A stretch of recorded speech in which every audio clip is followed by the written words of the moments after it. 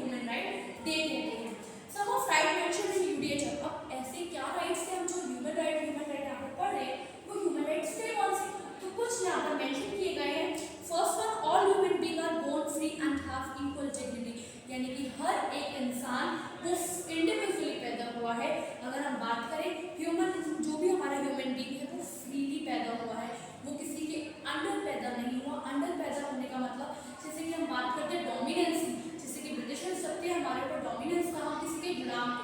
जब भी कोई पैदा होता है वो किसी का गुलाम नहीं होता। सॉरी। और हर एक इंसान की अपनी खुद की एक पहचान होती है। तो पहला राइट हमारा यही है।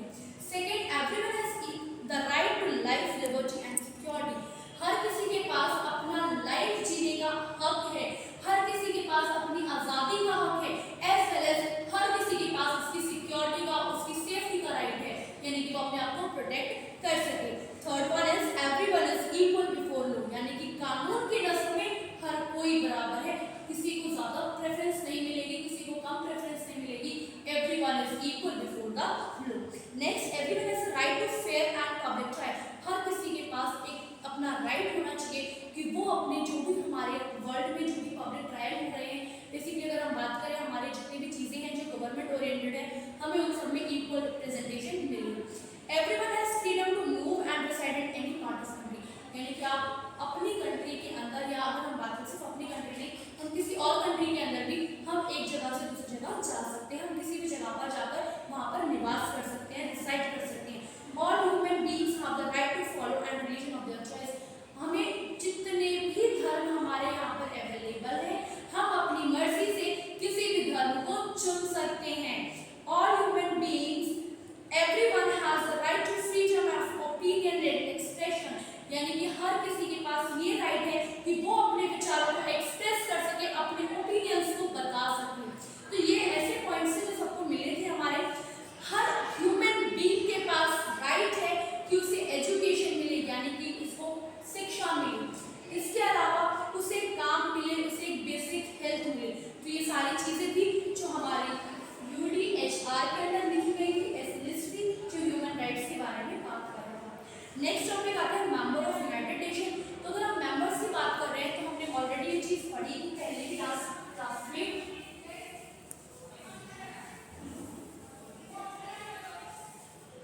हमने पढ़ा था कि जब हमारा यूनाइटेड नेशन बना था, यानी कि जब हमारा मतलब कब बना था, 24 अक्टूबर 1945। इस टाइम पे हमारे मेंबर कंट्रीज कितनी थी, 51 मेंबर्स कंट्रीज थी, यानी कि सिर्फ 51 कंट्रीज ऐसी थी जो यूनाइटेड नेशन का पार्ट थे। बट रिसेंटली अगर हम बात करते हैं हमारी, तो 2023 आज हमारा डेट चल रहा है 2023 में, आज के टाइम पे हमारी 193 कंट्रीज हो गई है। और लास्ट कंट्री जो हमारे साथ जुड़ी हुई है that is south Sudan. South Sudan is a country जो कि अभी रिसेंटली ऐड हुई है। इसको जब ये हमारी यूनाइटेड नेशन के साथ जुड़ी, हमारे मेंबर्स कंट्री की संख्या कितनी हुई, 193। Now all the time of its formation 51 nation signed the United nation charter, यानी कि जब बनाई गई थी तो 51 नेशन यहाँ पर इसके साथ जुड़े हुए थे। आज ये नंबर इंक्रीज हो गया है 193 से। These countries have the abide to principle and aims of the UN Charter. The United Nations have been trying to solve various conflicts with a peaceful member. India is one of the founding member states of UN. यानी कि अगर हम बात करें हमारा जो United nation है, वो आज के टाइम पे हमारी जितनी भी प्रॉब्लम्स होती हैं हमारे वर्ल्ड में, हमारे बीच दो अलग अलग कंट्रीज के बीच में, उन सबको सॉल्व करने का काम हमारा यूनाइटेड नेशन करता है। इसके अलावा अगर हम बात करें हमारे इंडिया की, तो इंडिया आज के टाइम में वहां पर लीड करने का काम भी कर रहा है। तो यानी कि ये हमारा पॉइंट हो गया कि हमारा मेंबरशिप के बारे में। And now we are discussing about our last topic that is achievement of United Nation, यानी कि यूनाइटेड नेशन ने अचीव क्या किया है। जो वो इतना बना है 1945 में वो बन चुका था, तो 1945 से 2023 आ गया, यानी कि 2023 आ गया, और इस बीच में उन्होंने क्या अचीवमेंट हासिल की है। जैसे कि आप क्लास में पढ़ते हो, जब आप बैठते हो क्लास में तो आप लोग अचीवमेंट प्राप्त करते हो। आप कोई बच्चा अच्छा करता है पढ़ाई में, तो आप जो भी बच्चा टॉप आता है वो उसके लिए अचीवमेंट है। वैसे ही यूनाइटेड नेशन जिसको ऑर्गेनाइजेशन हमने बनाया था, तो आज वो इतने टाइम तक है, उसने क्या क्या अचीव किया है। So the United Nation has been largely successful in maintaining peace in the world, यानी कि आज भी वो शामिल है इसमें कि वो हमारी कंट्री में पीसफुल शामिल कर पाया है, यानी कि वो हमारी कंट्री में शांति को बना पाया है। हमारी कंट्री में क्या है, पीस है। आज हमारी कंट्री में पीस है, किसकी वजह से, यूनाइटेड नेशन की वजह से। It has resolved several international disputes, यानी कि हमारे जो भी इंटरनेशनल डिस्प्यूट्स होते हैं, बात होते हैं,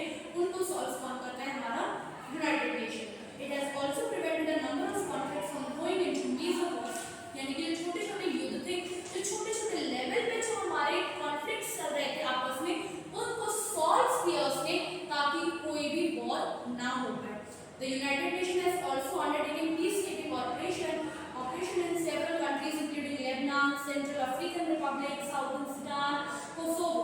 यानी कि ऐसी जगह जहाँ पे हमें शांति स्थापित करनी चाहिए थी, जहाँ पे हमें एक ऐसे ऑपरेशन चलाए हैं इन्होंने यूनाइटेड नेशन ने, ताकि उस कंट्री में हमारी शांति स्थापित हो सके। यानी कि जो भी सिविल वॉर की सिचुएशन हमारी कंट्री में चल रही हो या आतंकवाद को लेकर कोई प्रॉब्लम चल रही हो, जो भी मेजर प्रॉब्लम्स है जिसकी वजह से कंट्री जो है हमारी वो शांत नहीं है। शांत नहीं है कहने का मतलब यहाँ पर ये है कि हमारी कंट्री में बहुत ज़्यादा डिस्टर्बेंस हो रही है, लोग खुश नहीं है, तो उन सब चीज़ों को शांत लाने का यानी कि पीसफुल मैनर में ऑपरेशन चलाया है हमारी गवर्नमेंट ने, जो कि हमारा यूनाइटेड नेशन ने चलाया है।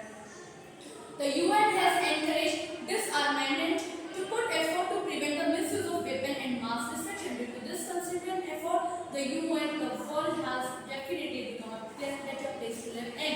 यानी कि हमारा जो ये ऑर्गेनाइजेशन है बेसिकली उसने क्या किया है, उसने वॉर के यूज जो हमारे आर्म्स होते हैं, वेपन्स होते हैं, हथियार होते हैं, उनके यूजेस पे रोक लगाई है। क्यों? क्योंकि अगर हम बात करें वेपन्स की तो हमारा एक आता है CBC, WBC, ये दो ऐसे वेपन्स थे जो कि हमारे जापान पे गिराए गए थे और इस वजह से हमारे जापान में आज भी लोग जो है वो उस चीज से सफर करते हैं। यानी कि ऐसे केमिकल वाले वेपन्स वहाँ पर गिराए गए थे जिसकी वजह से लोगों को आज तक सफर करना पड़ता है। और ये वेपन 1945 में, ये बॉम्ब थे बेसिकली 1945 में गिराए गए थे और आज तक लोगों को सफर करना पड़ रहा है। इट मींस आप समझो कि कितना ज्यादा वो खतरनाक है। और अगर हम बात करते हैं, हम हमेशा न्यूज में ये चीजें देखते हैं कि इन्होंने एक्सपेरिमेंट किया है, ये इन्होंने जाना टेस्ट किया है कि इनका जो मिसाइल है वो वर्क कर रहा है या नहीं। तो उस वजह से क्या होता है, अगर वो मिसाइल लोगों के ऊपर, लोगों के पास छोड़ी जाती है, लोगों के बीच में छोड़ी जाती है, तो उस वजह से हमारी जो भी कंट्री है उसके लोगों को नुकसान पहुंच सकता है।